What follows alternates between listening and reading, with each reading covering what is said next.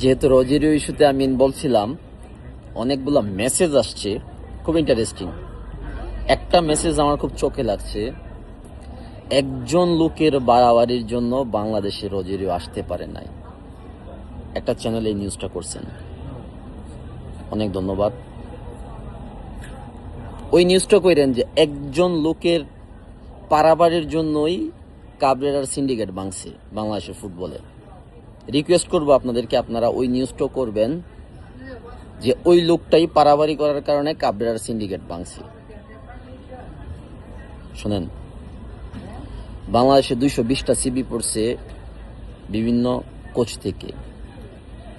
একটা সিবি যে একজন কোচ নিজে সিবি পাঠাইছে,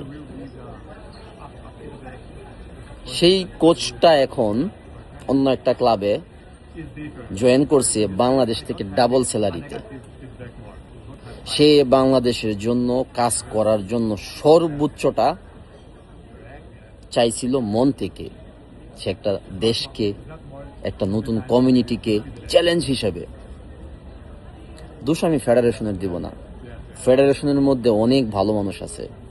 আমি সবসময় দোষ দিব ফেডারেশনের মধ্যে কিছু খারাপ মানুষ আছেন, যারা আপনারা ফুটবল বুঝেন না।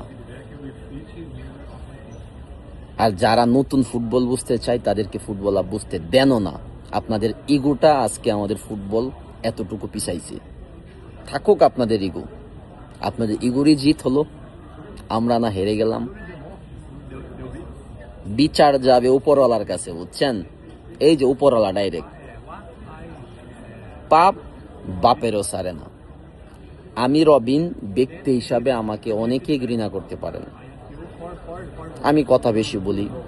আমি এই রোজেরিও মিকাইলকে বাংলাদেশে নেওয়ার জন্য বিগত 10 দিনে না হলেও 3,500 কিলোমিটার শুধু গাড়ি ড্রাইভ করছি আমি। কেন জানেন? কারণ আমার দেশপ্রেমটা এই জায়গার মধ্যে।